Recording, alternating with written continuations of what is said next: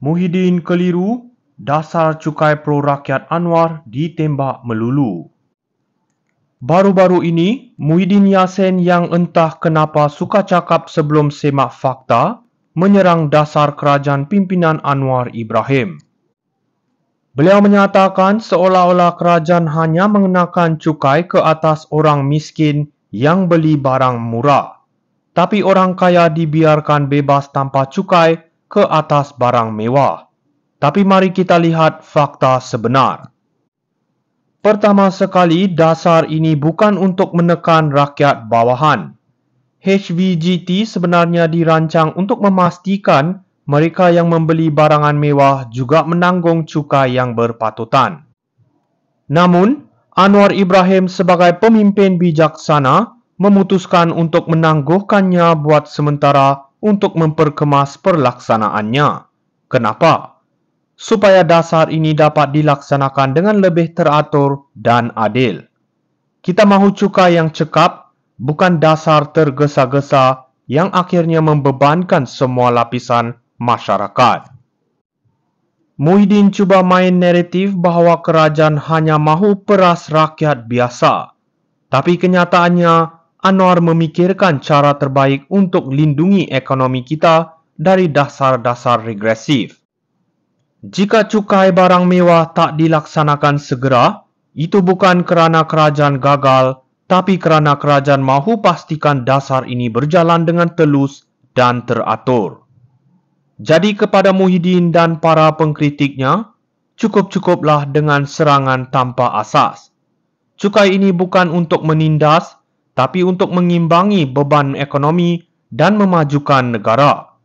Anwar jelas berada di landasan yang betul dalam memperbaiki struktur ekonomi Malaysia. Muhyiddin keliru, dasar cukai pro rakyat Anwar ditembak melulu. Baru-baru ini, Muhyiddin Yassin yang entah kenapa suka cakap sebelum semak fakta, menyerang dasar kerajaan pimpinan Anwar Ibrahim. Beliau menyatakan seolah-olah kerajaan hanya mengenakan cukai ke atas orang miskin yang beli barang murah, tapi orang kaya dibiarkan bebas tanpa cukai ke atas barang mewah. Tapi mari kita lihat fakta sebenar. Pertama sekali, dasar ini bukan untuk menekan rakyat bawahan.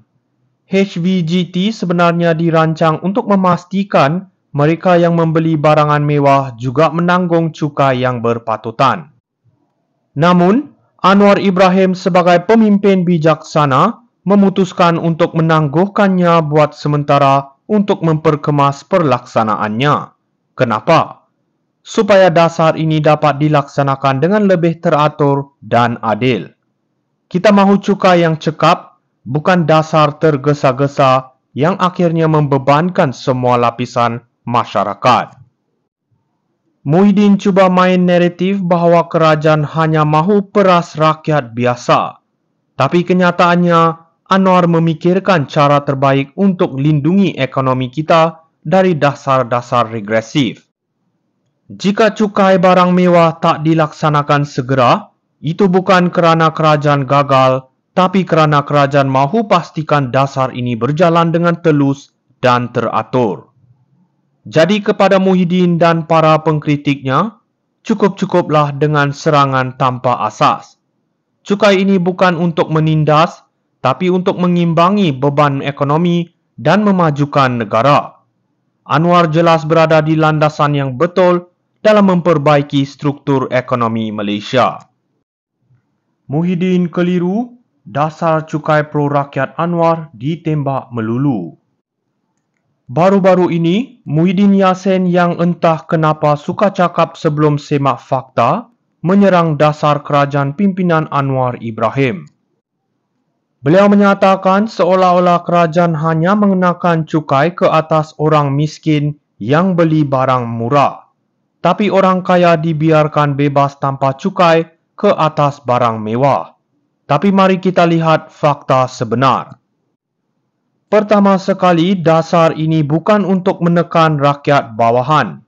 HVGT sebenarnya dirancang untuk memastikan mereka yang membeli barangan mewah juga menanggung cukai yang berpatutan. Namun, Anwar Ibrahim sebagai pemimpin bijaksana memutuskan untuk menangguhkannya buat sementara untuk memperkemas perlaksanaannya. Kenapa? Supaya dasar ini dapat dilaksanakan dengan lebih teratur dan adil. Kita mahu cukai yang cekap, bukan dasar tergesa-gesa yang akhirnya membebankan semua lapisan masyarakat. Muhyiddin cuba main naratif bahawa kerajaan hanya mahu peras rakyat biasa. Tapi kenyataannya, Anwar memikirkan cara terbaik untuk lindungi ekonomi kita dari dasar-dasar regresif. Jika cukai barang mewah tak dilaksanakan segera, itu bukan kerana kerajaan gagal, tapi kerana kerajaan mahu pastikan dasar ini berjalan dengan telus dan teratur.